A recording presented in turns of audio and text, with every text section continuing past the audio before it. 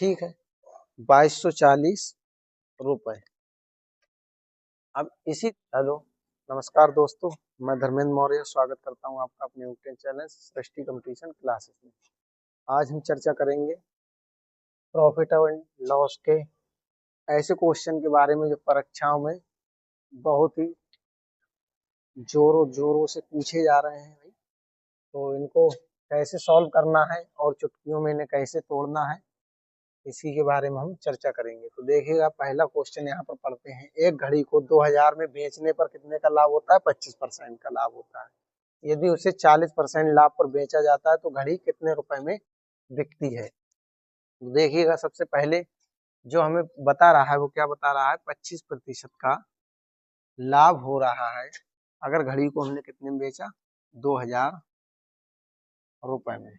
ठीक है, 2000 रुपए में बेचा है तो 25% का लाभ हुआ है। यानी कि अगर 100 रुपए की वस्तु अगर हम 25% लाभ पर बेचेंगे तो वो कितने में बेचेंगे? 125 रुपए में। तो इसको हटाकर हम क्या लिख सकते हैं? 125। ठीक है, 2000 और यहाँ से एक का निकालेंगे तो 2000 बटे 125। अब आगे कह रहा है कि यदि उसे 40% लाभ पर बेचा जाए, यानी कि 40% का लाभ कमाएंगे, 100 पे अगर 40% का लाभ कमाएंगे तो कितना हो जाएगा? 140 में बेची जाएगी वह वस्तु तभी।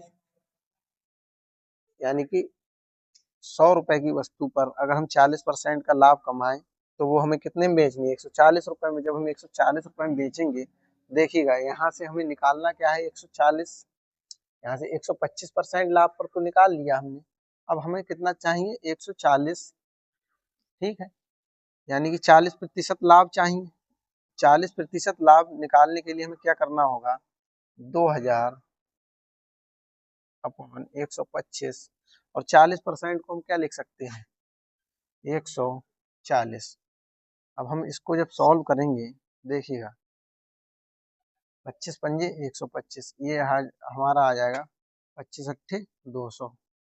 5 से काटेंगे, 5 एकम 5, 5 छक्का 30 और 16 गुणा 14 से कर देंगे तो ये देखिएगा 16 चौका 64, 4 हासिल 6, 16 एकम 16 और 16 और 6 22 और एक जीरो 2240, यानी कि 2240 रुपए।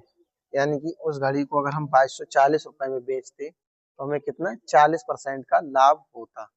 तो उस घड़ी को हम कितने में बेचते? 2240 रुपए में बेचते तो हमें उस पर कितने का लाभ होता?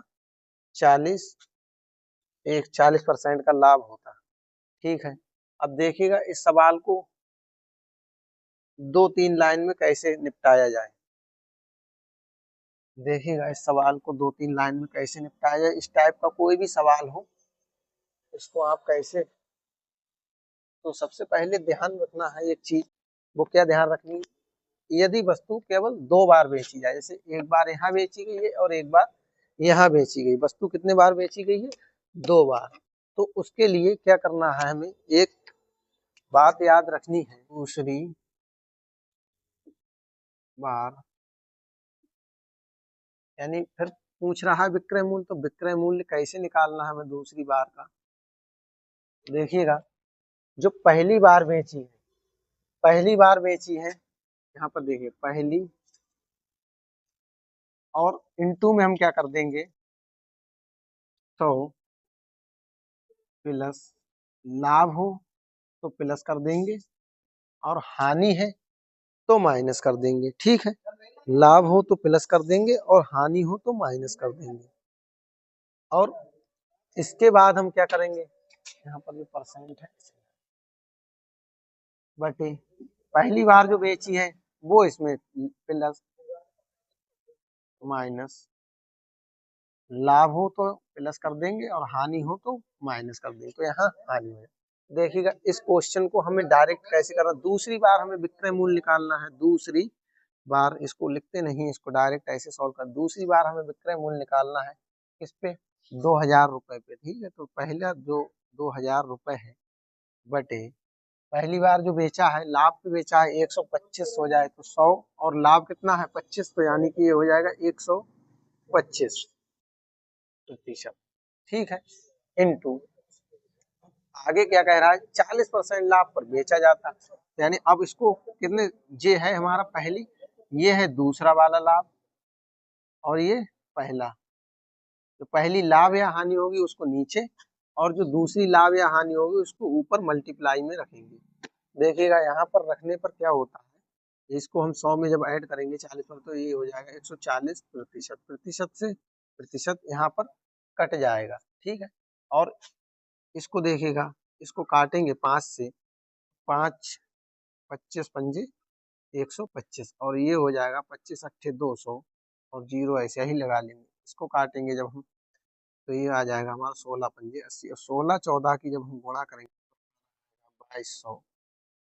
2240 रुपए, ठीक है, 2240 रुपए। अब